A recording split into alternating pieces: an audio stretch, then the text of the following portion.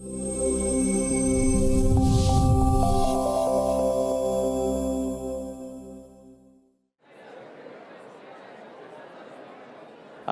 everyone, and thank you for attending this evening. My name is Mark Hanna, and I will serve as a moderator for the panel this evening. Our topic for this event is Perspectives on North American Real Estate. And we're very privileged, as John said, to have an exceptional panel of three highly respected industry experts. Each of our panelists run a very large real estate portfolio, all in different markets and different asset types. So while our panelists are very similar in profile and reputation, each of them will offer a very unique perspective on North American real estate. Also, for the benefit of our audience, each of our panelists and their respective companies have a close connection to Nicola Crosby, either through partnerships or investments. So for tonight's event, we've prepared a series of questions for our panelists to learn their views, perspectives, and opinions. So let's get started. So here's the first question for our panel. There's been a lot of press over the past 12 months about the frothiness of the two Canadian residential markets. Do you think that Vancouver and Toronto real estate markets are in a bubble? And what impact has the foreign purchaser tax had on Vancouver, and will Toronto also adopt? So John, let me start with you. You reside in Toronto, and you've witnessed Toronto experience similar growth to Vancouver. Are we in a bubble? Well, I'm not an expert in single-family housing, but I do have an opinion, and the answer is yes. There's a couple of things that we do know. One is that over time, the rate of price increase in single-family homes is strongly correlated to the rate of increase in wages or income, because that's the currency you buy a home with. And they've become detached, certainly for a protracted period, which means the chance of a correction is quite high.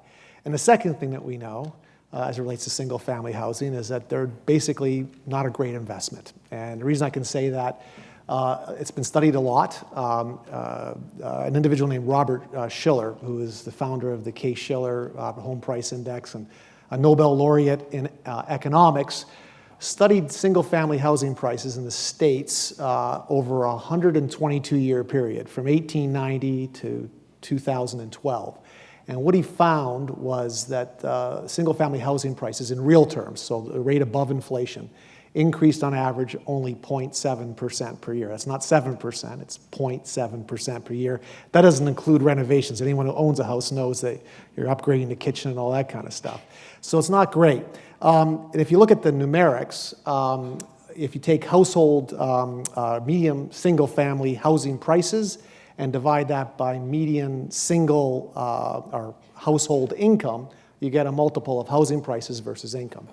And on a single-family side, in Vancouver, that's 17 times. In Toronto, it's 9 times. And the most outrageous market, at least one of the most outrageous markets in the States, is Silicon Valley. And that's always held up as a bad example, and it's 7.5 times. But it's not always been that bad or that high. And Toronto in 1985 was about 3.6 multiple. And that's where our values are in the States right now, at least in the markets that we invest in. So Houston has a home price multiple of income of 3.6. And so it's dramatically different. The other thing you can look at is household debt, because people buy their homes with income, but they also buy them with mortgages. And you compare that to household debt relative to disposable income.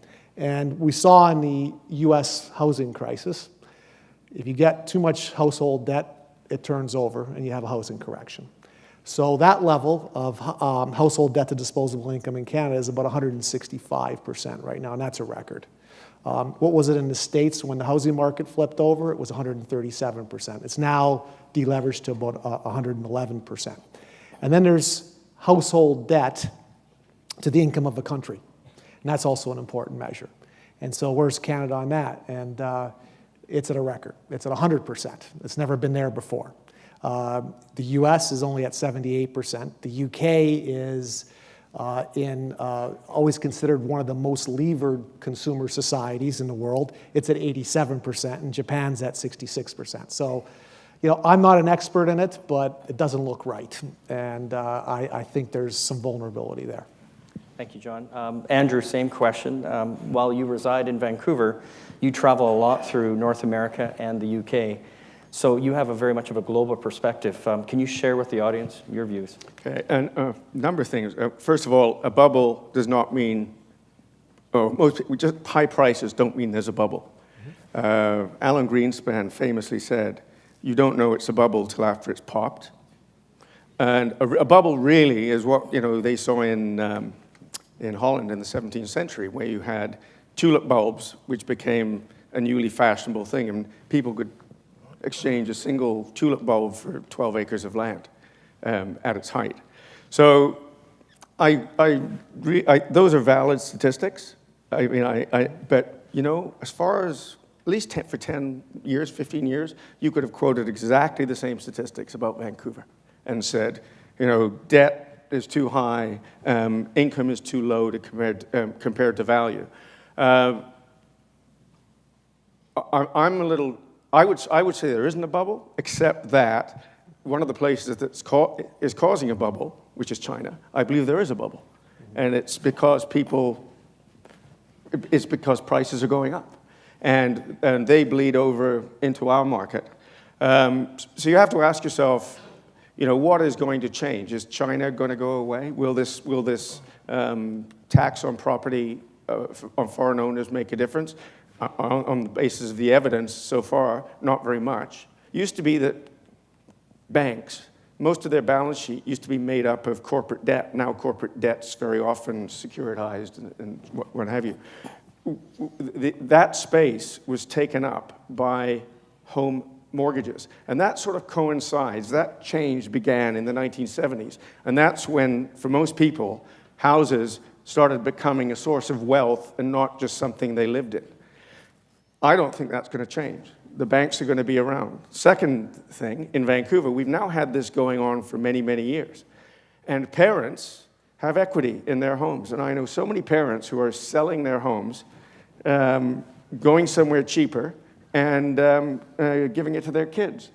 Is that going to change? I don't think that's going to change. So maybe the initial thing, the need for Chinese people to get money offshore is going to continue to be great. I'm not completely sure about this, but my understanding is that the IMF was pushing China to become more transparent and not manipulate currency quite so much. So China relaxed capital controls about 18, 19 months ago, which is about when we started seeing prices going up. So that can reverse. But going back to my original point, if you know what's going to cause it, perhaps it isn't a bubble, perhaps it's just high prices, and there may be a lessening of the bubble or the space, but we probably won't see a pop, in my view. Thank you, Andrew. And you probably don't mind the parents selling their homes so they can buy your condos, right? In Ambleside and Edgemont, right?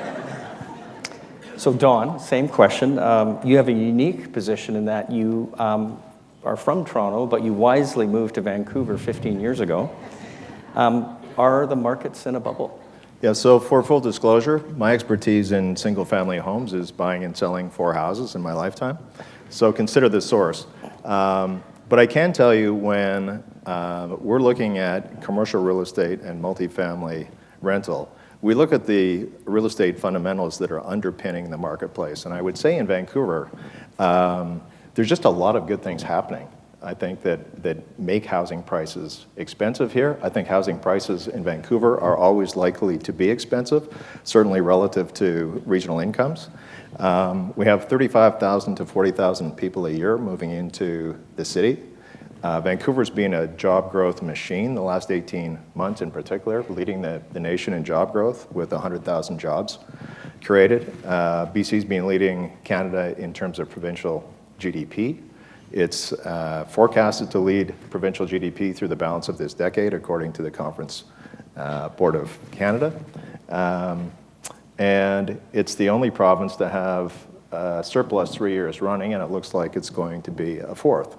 So there's a lot of good things happening in the Vancouver economy, and the supply is not keeping up with demand. So, is there a prospect for a pullback? Sure, there might well be.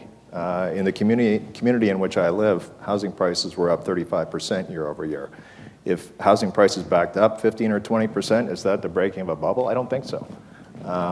So, you know, I definitely fit into the camp of the glass is half full. As it relates to the foreign tax implementation, I think the province felt politically they had to do something from a public policy standpoint. There are elements of what they introduced that I think were pretty heavy-handed, namely not allowing people to be grandfathered.